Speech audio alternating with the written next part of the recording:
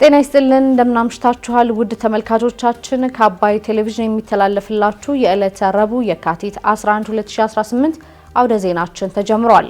በምሽቱ የዜና ወጃችን በርካታ ዘገባዎችን ወደ እናንተ እናደርሳለን። የቢዝነስና የምጣኔ ሀብት ዘገባችንም ሰዓቱን ጠብቆ ወደ እናንተ ይደርሳል። ዜናውን እየመራው እኔ ራቢያ ከድር ከእናንተ ጋር ቆይታ አደርጋለሁ። አብራችሁን ቆዩ። በመጀመሪያ ክፍለ ጊዜ መረጃ ጥንቅር ሰዓታችን በምዕራብ ወለጋ የቄጦ መስኖን ግድብን የመረቁት ጠቅላይ ሚኒስትር አብይ አህመድ መገዳደል እንዲበቃ ሁላችንም በቃ ብለን መቆም አለብን ሲሉ ጥሪያቸውን ማቅረባቸው፣ ባለፉት 6 ወራት ከ20 ሺህ በላይ ተዋጊዎች የታድሶ ስልጠና ወስደው ወደ ቀደመ ህይወታቸው ተመልሰዋል ሲል የብሔራዊ ታድሶ ኮሚሽን መግለጹን፣ እንዲሁም ሶማሌላንድ የቱርክ ፕሬዝዳንት አዲስ አበባ ላይ ስለ እስራኤል እውቅና ያደረጉትን ንግግር መቃወሟን የተመለከቱ መረጃዎችን ይዘናል። አብራችሁን ቆዩ። ስማርት ቴክኖሎጂ በመታገዝ የፊት ገጽን ወይም የጣት አሻራን በመጠቀም በራስ አገዝ አገልግሎት ወይም በባንካችን ሰራተኞች ታግዘው ሂሳብ መክፈት፣ ገንዘብ ገቢ ወጪ ማድረግም ሆነ ሌሎች ፈጣንና ደህንነቱን የጠበቀ የተሟላ የባንክ አገልግሎቶች ያገኛሉ። አቢሲኒያ የሁሉም ምርጫ። በምዕራብ ወለጋ የቄጦ መስኖ ግድብን የመረቁት ጠቅላይ ሚኒስትር አብይ አህመድ መገዳደል እንዲበቃ ሁላችንም በቃ ብለን መቆም አለብን ሲሉ ጥሪ አቀረቡ። ጠቅላይ ሚኒስትር አብይ አህመድ በምዕራብ ወለጋ ዞን የሚገኘውን የቄጦ የመስኖ መሰረተ ልማት ፕሮጀክትን መርቀው ስራ አስጀምረዋል።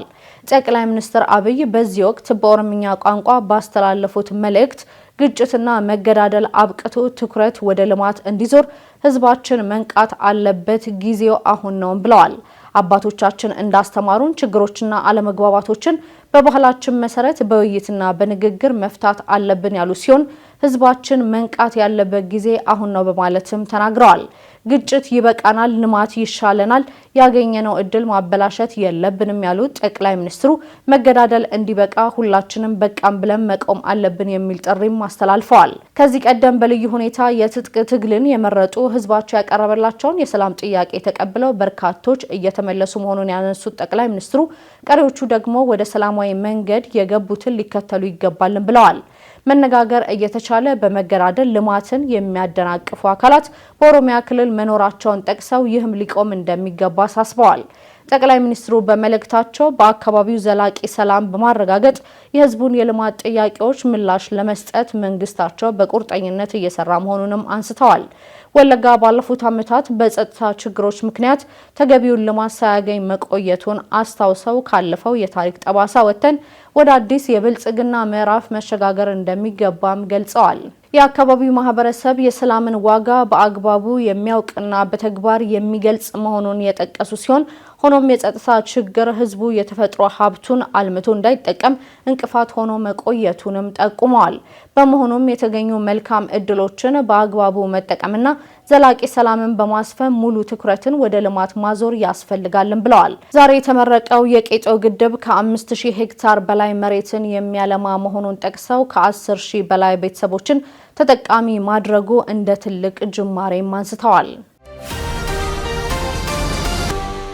ባለፉት 6 ወራት ከ20 ሺህ በላይ ተዋጊዎች የታድሶ ስልጠና ወስደው ወደ ቀደመ ህይወታቸው ተመልሰዋል ሲል የብሔራዊ ታድሶ ኮሚሽን ገለጸ።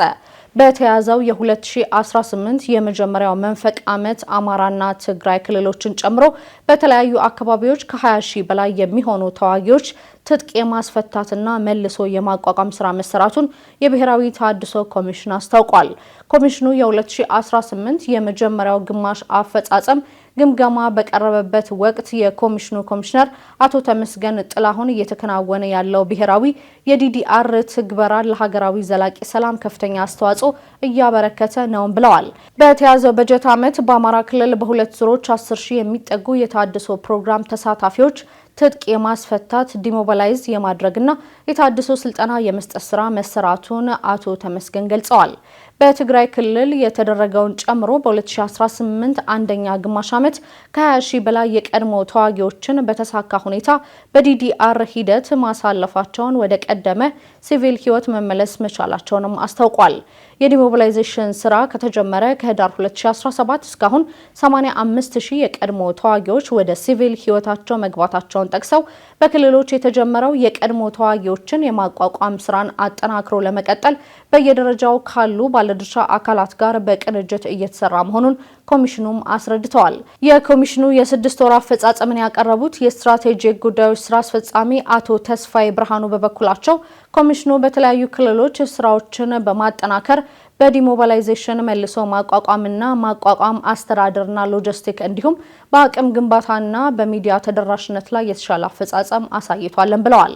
በግማሽ ዓመቱ ታቅደው በተከናወኑ ዝርዝር ስራዎች ባጋጠሙ ችግሮችና በተወሰዱ መፍትሄዎች እንዲሁም በወደፊት አቅጣጫዎች ላይ ሰፊ ውይይት ተደርጓል ሲልም ኮሚሽኑ ገልጿል። በመድረኩ የኮሚሽኑ ከፍተኛ አመራሮችና አጠቃላይ ሰራተኞች እንዲሁም የትግራይ፣ የኦሮሚያና የአማራ ክልል ቅርንጫፍ ጽህፈት ቤት ተወካዮች መሳተፋቸውንም ከኮሚሽኑ ያገኘነው መረጃ ያመለክታል። ሶማሌላንድ የቱርክ ፕሬዝዳንት አዲስ አበባ ላይ ስለ እስራኤል እውቅና ያደረጉትን ንግግር ተቃወመች። ራስ ገዟና በእስራኤል በኩል የሀገርነት እውቅና ያገኘችው ሶማሌላንድ የቱርክ ፕሬዝዳንት ረሴፕ ጣይብ ኤርዶጋን ትናንት በአዲስ አበባ ያደረጉትን ንግግር ተቀባይነት የሌለው በሶማሌላንድና ቀጠናዊ አጋሮቿ መካከል ያለውን ግንኙነት የሚያውክ ስትል ተቃውማለች። ኤርዶጋን ለይፋዊ የስራ ጉብኝት ኢትዮጵያ ሳሉ እስራኤል ለሶማሌላንድ የሰጠችው የሀገርነት እውቅና ለሶማሌላንድም ሆነ ለአፍሪካ ቀንድ ምንም ጥቅም አይኖረውም ማለታቸው ይታወቃል። ለዚህም ሶማሌላንድ በሰጠችው ምላሽ በአፍሪካ ቀንድ ያሉ አገራት የውጭ ጉዳይ የፖሊሲ ውሳኔዎች የቀጠናው መንግስታትና የህዝቡ መሆን አለባቸውም ብላለች። ሶማሌላንድ ባወጣችው መግለጫ የውጭ ተገዳዳሪ ኃይሎች በቀጠናው በመግባታቸው መረጋጋትና ትብብር መታወክ የለበትም ሲልም ያክላል። የቱርክ ፕሬዝዳንት ኤርዶጋን ሀገራቸው ኢትዮጵያ በምትገኝበት የአፍሪካ ቀንድ ቀጠና ውስጥ በተለይም ለሀገራት ሉዓላዊነትና የግዛት አንድነት ትኩረት እንደምትሰጥ ከገለጹ በኋላ ነው ስለ እስራኤል የሶማሌላንድ እውቅና ትችትን የሰነዘሩት። ሶማሌላንድ ባወጣቸው መግለጫ ደግሞ ቱርክ የቀጠናውን ውጥረት የሚያባብስ አቋም ከማንጸባረቅ እንድትቆጠብ ስትል ያሳሰበች ሲሆን ቱርክ የጋራ ትብብርን እንዲሁም ሉዓላዊ ውሳኔ ሰጪነትን እንድታከብርም እጠይቃለሁ ብላለች። የሶማሌላንድ መግለጫ ሶማሌላንድ ከቀጠናውና ከዓለም አቀፍ ማህበረሰብ የሀገርነት እውቅና ለማግኘት የምታደርገውን ጥረት ሰላማዊ፣ ህጋዊና ዴሞክራሲያዊ መሰረት ያለው ነው ብለዋል። ቱርክና እስራኤል በመካከለኛው ምስራቅ ቀጠና እርስ በእርስ የሚካሰሱና የሚገዳደሩ ሀገራት ሲሆኑ ኤርዶጋንም በትናንትናው ንግግር እስራኤልን ሸንቆጥ አድርገውም ነበር። የተወደዳችሁ ተመልካቾቻችን እየተከታተላችሁ ያላችሁት ከአባይ ቴሌቪዥን የወደ ዜና የመረጃ ሰዓታችን አሁንም ቀጥሏል። ወደ ሁለተኛ ዙር የመረጃ ጥንቅራችን ስናልፍ ደግሞ ኢትዮጵያውያንን ጨምሮ የበርካታ አገራት ስደተኞች ሊቢያ ውስጥ ለመደፈር፣ ለግዳጅ የወሲብ ንግድና ለስቃይ እንደሚዳረጉ የተመድ ሪፖርት ማመላከቱን ዶክተር ጌዲዮን ጢሞቴዎስ በቀጠናው ሰላምና መረጋጋት ጉዳዮች ዙሪያ ከአሜሪካ ውጭ ጉዳይ ከፍተኛ ባለስልጣን ጋር መወያየታቸውን እንዲሁም መቄዶንያ ከ9000 በላይ የሚሆኑ አረጋውያንና አእምሮ ህሙማንን ለመመገብና የተጀመረውን የሕክምና ማዕከል ለማጠናቀቅ ታላቅ ሀገራዊ የገቢ ማሰባሰቢያ ጥሪ ማቅረቡን ጨምሮ ሌሎች መረጃዎችን ቴዎድሮሳቸው እንደሚከተል ያስደምጠናል። አብራችሁን ቆዩ። የኢትዮጵያ አየር መንገድ በደብረ ማርቆስ፣ በነገሌ ቦረናና በመቱ አዳዲስ መዳረሻዎችን በማስመረቅ በሚያዝያ ወር በረራ ሊጀምር መሆኑን አስታወቀም። የኢትዮጵያ አየር መንገድ በኦሮሚያና በአማራ ክልል በመጪው ሚያዝያ ወር 3 አዳዲስ የሀገር ውስጥ አየር ማረፊያዎችን በማስመረቅ በረራ ለመጀመር ማቀዱን አስታውቋል። አየር መንገዱ ዛሬ የካቲት 11 ቀን 2018 ዓ.ም እንደገለጸው በቅርቡ 3 አዳዲስ የሀገር ውስጥ የአየር ማረፊያዎችን በማስመረቅ የበረራ አገልግሎቱን በይፋ የሚጀምርባቸው አዳዲስ መዳረሻዎች ነገሌ ቦረና፣ መቱና ደብረ ማርቆስ መሆናቸውንም ገልጿል። አየር መንገዱ ወደ እነዚህ 3 አዳዲስ መዳረሻዎች በሳምንት 3 ጊዜ መደበኛ የመንገደኞች በረራ ለማድረግ ማቀዱን ጠቁሟል። የኢትዮጵያ አየር መንገድ ግሩፕ ዋና ስራ አስፈጻሚ አቶ መስፍን ጣሰው የበረራዎቹ መጀመር ለአየር መንገዱ ብቻ ሳይሆን ለሀገሪቱም ትልቅ ስኬት መሆኑን ገልጸዋል። ዋና ስራ አስፈጻሚው አክለውም ማስፋፊያው በኢትዮጵያ ያለውን የአየር ትስስር ለማሳደግ ያለንን ቁርጠኝነት የሚያሳይ ነው ያሉ ሲሆን አስተማማኝና ቀልጣፋ የአየር ትራንስፖርት ተደራሽ በማድረግ ረገድ የአንበሳውን ድርሻ ይወስዳል ብለዋል። የኢትዮጵያ አየር መንገድ የ2018 በጀት ዓመት የሀገር ውስጥ በረራን ከ23 ወደ 27 ከፍ ለማድረግ ማለሙን ትናንት ማክሰኞ የካቲት 10 ቀን 2018 ዓ.ም በሕዝብ ተወካዮች ምክር ቤት የመንግስት የልማት ድርጅቶች ጉዳዮች ቋሚ ኮሚቴ የ6 ወራት እቅድ አፈጻጸም ሪፖርትን በገመገመበት ወቅት መግለጹ ይታወሳል። የኢትዮጵያ አየር መንገድ በአሁኑ ወቅት ከ135 በላይ ዓለም አቀፍ መዳረሻዎችና እነዚህ አዳዲስ መዳረሻዎችን ሳይጨምር 23 የሀገር ውስጥ መዳረሻዎች ያሉት ሲሆን በአፍሪካ ቀዳሚና ተመራጭ አየር መንገድ መሆኑ በተደጋጋሚ መገለጹ አይዘነጋም። ዶክተር ጌዲዮን ጢሞቴዎስ በቀጠናው ሰላምና መረጋጋት ጉዳዮች ዙሪያ ከአሜሪካ ውጭ ጉዳይ ከፍተኛ ባለስልጣናት ጋር መወያየታቸው ተገለጸ። የአሜሪካ ውጭ ጉዳይ መስሪያ ቤት ከፍተኛ ባለስልጣናት ከኢትዮጵያ ውጭ ጉዳይ ሚኒስትር ዶክተር ጌዲዮን ጢሞቴዎስ ጋር የሁለትዮሽ ትብብርን ለማጠናከር በሚያስችሉ ጉዳዮች ዙሪያ ተወያይተዋል። የአሜሪካ የውጭ ጉዳይ መስሪያ ቤት የአፍሪካ ጉዳዮች ከፍተኛ ኃላፊ ኒክ ቸከር ከኢትዮጵያ የውጭ ጉዳይ ሚኒስትር ዶክተር ጌዲዮን ጢሞቴዎስ ጋር በአዲስ አበባ ተገናኝተው መክረዋል። ዛሬ የካቲት 11 ቀን 2018 ዓ.ም የተካሄደው ይህ ውይይት በሁለቱ ሀገራት መካከል ያለውን የሁለትዮሽ ግንኙነት ይበልጥ ለማጠናከር ያለመ መሆኑ ተገልጿል። ኒክ ቸከር ከውጭ ጉዳይ ሚኒስትሩ ጋር በኢኮኖሚ ትብብር፣ በጸረ ሽብር ተግባራት እንዲሁም በቀጠናው ሰላምና መረጋጋት ጉዳዮች ዙሪያ መወያየታቸውንም በአዲስ አበባ የሚገኘው የዩናይትድ ስቴትስ ኤምባሲ አስታውቋል። ሁለቱም ሀገራት አጋርነታቸውንና ቅድሚያ በሚሰጧቸው የጋራ ጉዳዮች ላይ ትብብራቸውን ማጠናከራቸው አስፈላጊ መሆኑን አጽንኦት መስጠታቸውን የኤምባሲው መረጃ አመላክቷል። ውይይቱ በኢኮኖሚ እድገት፣ በጸጥታ ተግዳሮቶችና በቀጠናዊ መረጋጋት ዙሪያ በጋራ በመስራት የሁለቱን ሀገራት ግንኙነት ይበልጥ ለማጠናከር ያለመ መሆኑም ተገልጿል። ባሳለፍነው የጥር ወር የአሜሪካ ውጭ ጉዳይ መስሪያ ቤት ምክትል ኃላፊና የአሜሪካ የአፍሪካ እዝ አዛዥ ወደ ኢትዮጵያ መምጣታቸውና በቀጠናውና የሁለትዮሽ ግንኙነቶች ዙሪያ ውይይት ማድረጋቸው አይዘነጋም። መቄዶንያ ከ9,000 በላይ የሚሆኑ አረጋውያንንና አእምሮ ህሙማንን ለመመገብና የተጀመረውን የሕክምና ማዕከል ለማጠናቀቅ ታላቅ ሀገራዊ የገቢ ማሰባሰቢያ ጥሪ አቀረበም። መቄዶንያ የአረጋውያንና የአእምሮ ህሙማን መርጃ ማህበር በጎዳና ላይ ወድቀው የሚገኙና ራሳቸውን መርዳት የማይችሉ ወገኖችን ለመታደግ የሚያደርገውን ሰፊ እንቅስቃሴ ለማጠናከር ከመጋቢት 6 ጀምሮ የሚቆይ ታላቅ የገቢ ማሰባሰቢያ መርሃ ግብር ማዘጋጀቱን አስታውቋል። የበጎ አድራጎት ማህበሩ በአሁኑ ወቅት በአዲስ አበባና በተለያዩ የሀገሪቱ ክፍሎች በሚገኙ 56 ቅርንጫፎቹ ከ9,000 በላይ ተረጂዎችን በመርዳት ላይ ይገኛል። እነዚህ ወገኖች በአብዛኛው የአልጋ ቁራኛ የሆኑ የሰውን ድጋፍ የሚሹና ራሳቸውን መመገብም ሆነ መንቀሳቀስ የማይችሉ መሆናቸው ተገልጿል።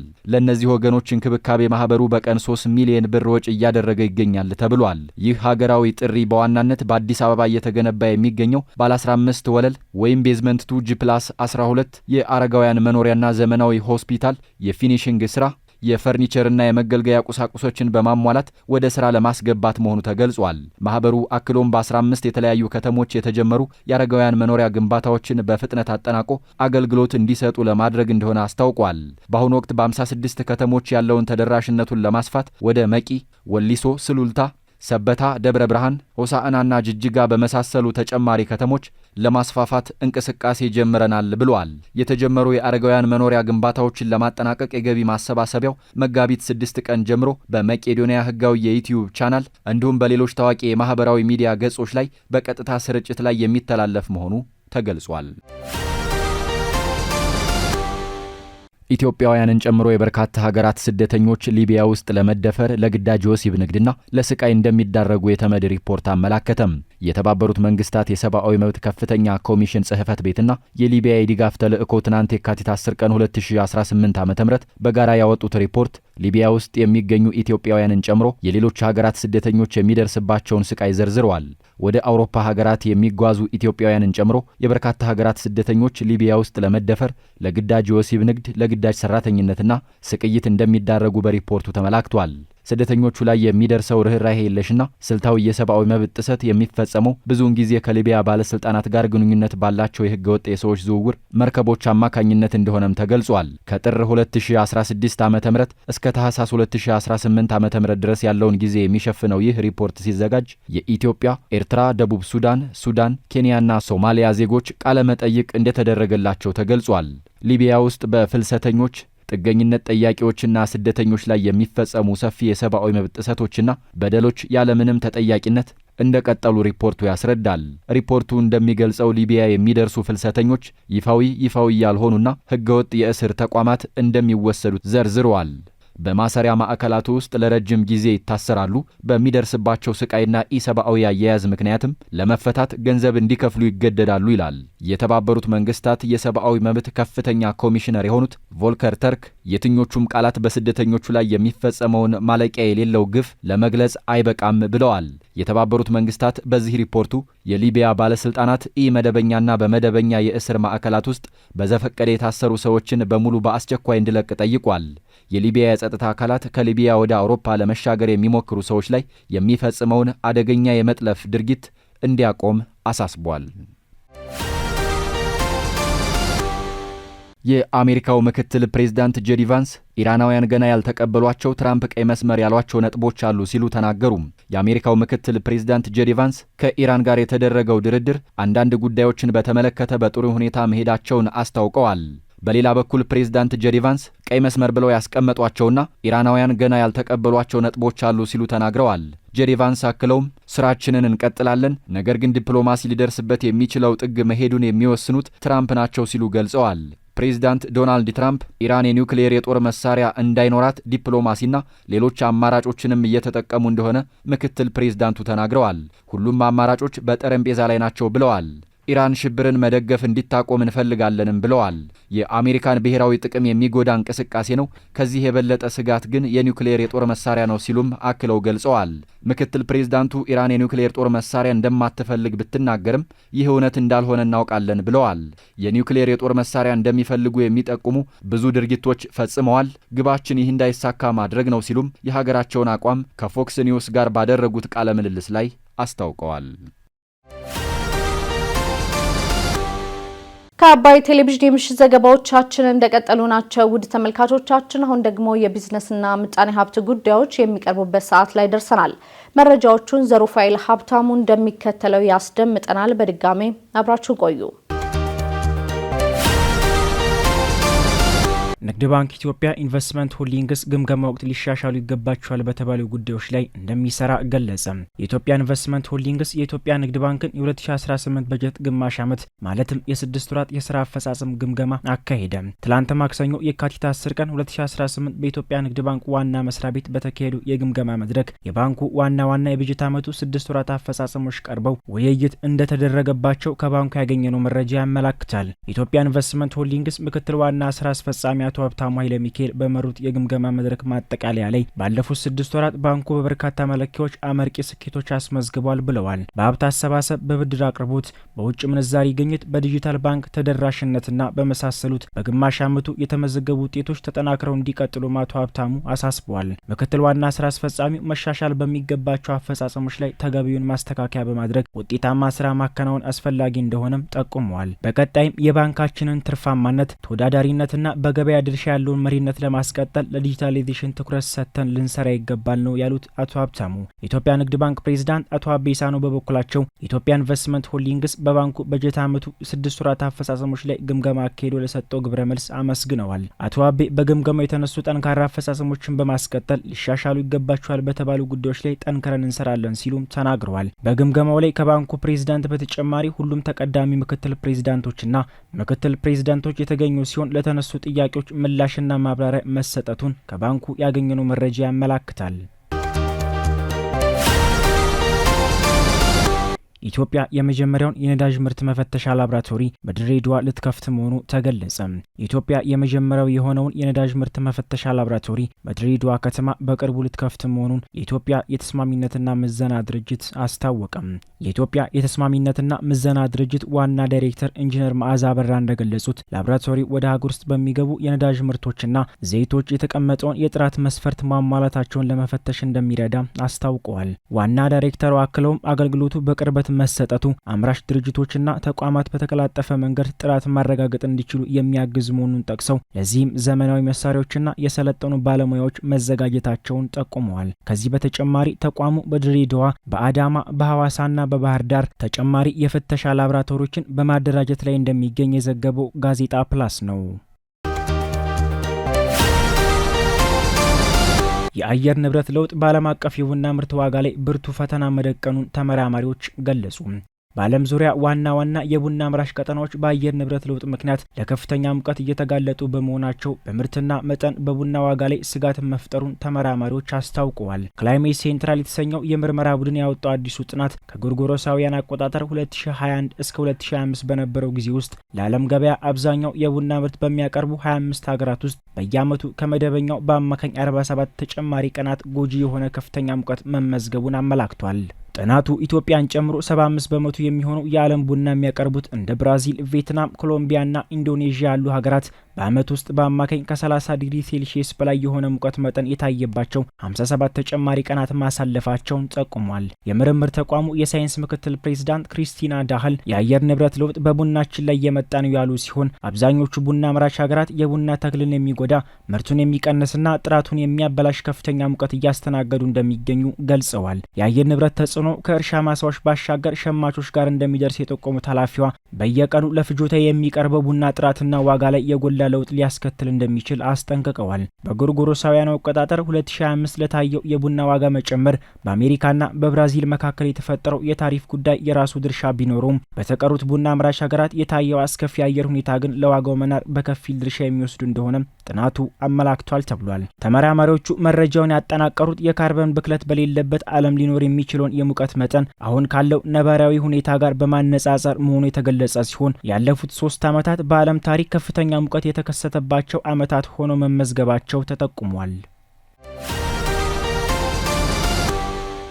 ስትከታተሉት የነበረው የዕለተ ረቡዕ የካቲት 11 2018 ከአባይ ቴሌቪዥን ሲተላለፍላችሁ የነበረው የአውደ ዜና የመረጃ ሰዓታችን ይህንን ይመስል ነበር። አብራችሁን ስለነበራችሁ ከልብ እናመሰግናለን። በያላችሁበት መልካም ምሽት